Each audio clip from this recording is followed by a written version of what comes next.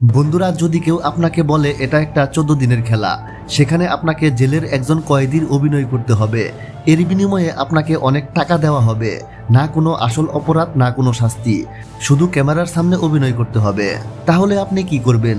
হয়তো ভাববেন এত মজার ব্যাপার, শুধু অভিনয় আর টাকা নিয়ে বাড়ি ফেরা। কিন্তু কি হবে যদি সেই খেলা হঠাৎ এমন এক ভয়ঙ্কর রূপ নেয় যে মানুষ নিজের মাথা নিজেই ঠুকতে শুরু করে, কেউ চিৎকার করে বলে এটা সত্যি, এটা মিথ্যা না, আর কিছু মানুষ টাকার ক্ষমতায় নিজেকে রাজা ভাবতে শুরু করে। আর সবচেয়ে অবাক করার বিষয় হলো, এই সব কিছু একটা বিশ্ববিদ্যালয়ে ঘটেছিল একজন প্রফেসরের তত্ত্বাবধানে। আর সেই খেলা এত ভয়ঙ্কর হয়ে উঠেছিল যে সেটাকে মাঝপথেই বন্ধ করে দিতে হয়েছিল। এই ভিডিওতে আপনি জানবেন কিভাবে 24 জন সাধারণ ছেলেকে জেলে বন্দি করা হয়েছিল, কিভাবে সাধারণ প্রোটেক্টর আর প্রিজনারের মতো সহজ ভূমিকাগুলো তাদের জীবনে ভয়ঙ্কর হয়ে উঠেছিল, আর কিভাবে মাত্র 2 দিনের অভিনয়ের কারণে একজন ছেলের মানসিক অবস্থা পুরোপুরি ভেঙে পড়ে। চলুন শুরু করি ভিডিওটা। সালটা ছিল 1971। আমেরিকার বিখ্যাত স্ট্যানফোর্ড ইউনিভার্সিটি, আর সেখানকার একজন বিখ্যাত প্রফেসর ডক্টর ফিলিপ জিম্বার্টো তখন একটা গবেষণায় কাজ করছিলেন। তার প্রশ্ন ছিল, শুধুমাত্র ক্ষমতায় থাকায় একজন সাধারণ মানুষ কি এমন করতে পারে যা সে কখনো স্বাভাবিক পরিস্থিতিতে করত না। এই প্রশ্নের উত্তর খুঁজতে তিনি একটি এক্সপেরিমেন্ট ডিজাইন করেন। 24 জন কলেজ ছাত্রকে বেছে নেওয়া হয়। তাদের মানসিক, শারীরিক ও সামাজিক অবস্থা ছিল স্বাভাবিক। তাদের 2 ভাগে ভাগ করা হয়। 12 জন হবেন কয়েদি, আর 12 জন হবে প্রহরী বা গার্ড। সবকিছুই ছিল র্যান্ডমভাবে নির্ধারিত। স্ট্যানফোর্ড বিশ্ববিদ্যালয়ের বেসমেন্টে তৈরি করা হয় একটি জেলের মতো পরিবেশ। তালা, লোহার শিকড়, কড়া নজরদারি, একদম স্কুইড গেমসের মতো। গার্ডদের দেওয়া হয় ইউনিফর্ম, সানগ্লাস, বাঁশি আর মোটা একটা লাঠি। অন্যদিকে কয়েদিদের দেওয়া হয় জেলের ড্রেস আর একটি কেডি নাম্বার। গার্ডদের অনুমতি ছিল যেন তারা সত্যিকারের পুলিশের মতো কয়েদিদের ধরতে পারে, আর কয়েদিদের রাখা হয় আসল জেলের মতো জায়গায়। তাদের ডাকা হতো কেবল নাম্বার দিয়ে, কেডি নাম্বার 456, কেডি নাম্বার 60।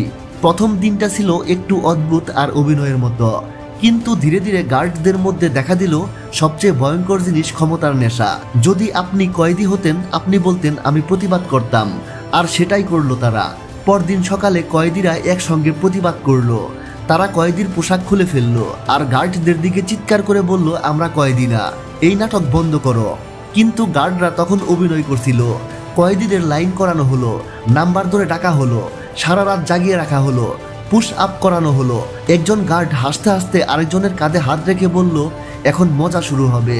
এখন গার্ডরা আর অভিনয় করছিল না, তারা সত্যিকারের গার্ডের মতো ব্যবহার করছিল, কারণ তাদের হাতে ছিল ক্ষমতা। তারা প্রতিদিন নির্যাতন করছিল কয়েদিদের।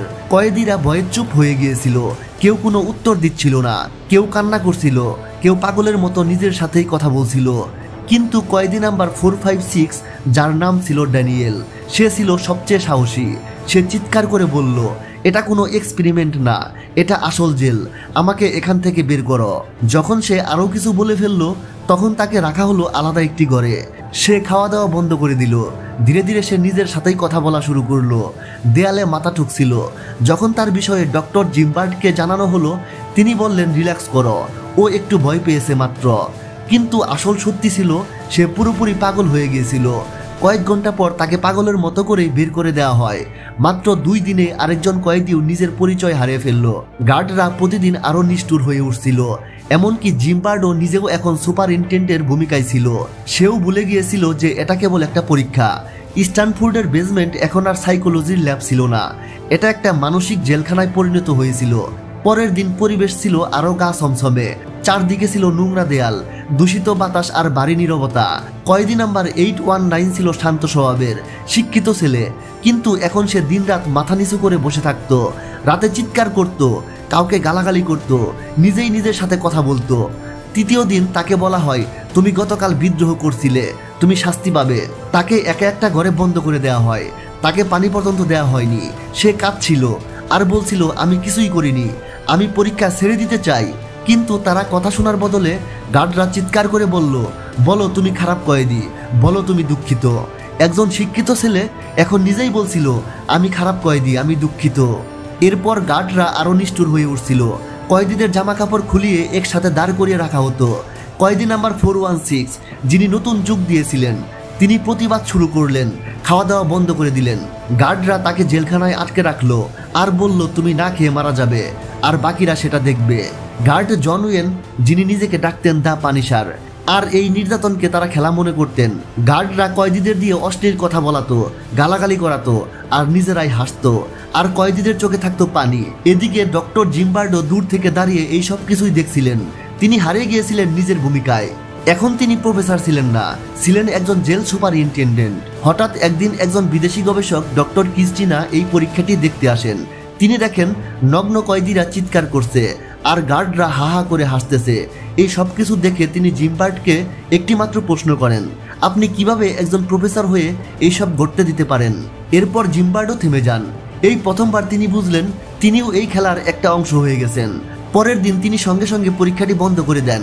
কয়েদিদের বাইরে বের করা হয়, কেউ কাঁদতে কাঁদতে, কেউ চুপচাপ, কেউ এমনভাবে যেন সে নিজেকে চিনতে পারছে না। এই 24 জন স্বেচ্ছাসেবীর মধ্যে 5 জনকে মানসিক ট্রমার কারণে হাসপাতালে নিতে হয়েছিল। পরবর্তীতে জিম্বার্ডো বলেন, আমি পাগল হয়ে গিয়েছিলাম। আমি দেখছিলাম কতটা অন্ধ হয়ে যেতে পারি আমরা কয়েকদিনের মধ্যে ক্ষমতায় হাতে থাকলে। এই স্ট্যানফোর্ড প্রিজন এক্সপেরিমেন্ট এখনো সাইকোলজির বইয়ে লেখা আছে একটি সতর্ক বার্তা হিসেবে। কারণ এই পরীক্ষায় প্রমাণিত হয়েছিল শুধু অভিনয়ের মাধ্যমে মানুষ একটি পশুতে পরিণত হতে পারে না। সে নির্যাতন করতে পারে শুধু একটাই কারণ, তার হাতে ক্ষমতা আছে। ইউনিফর্ম, সানগ্লাস আর বাঁশি, এই 3টা জিনিস যে কোনো মানুষকে দানবে পরিণত করতে পারে। আর সবচেয়ে ভয়ঙ্কর বিষয় হলো যখন সবাই নিয়মে বাঁধা তখন তাকে থামানোর মতো কেউ থাকে না। স্ট্যানফোর্ড এক্সপেরিমেন্ট আমাদের আয়না দেখিয়েছে একজন মানুষের ভিতরে লুকিয়ে থাকা একটা আসল দানব।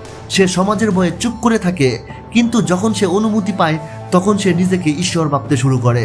বন্ধুরা, যদি এই কাহিনী আপনাদের একটু হলেও ভালো লেগে থাকে তাহলে এই ভিডিওতে একটা লাইক, সাবস্ক্রাইব আর কমেন্টে আপনার মন্তব্য অবশ্যই জানাবেন।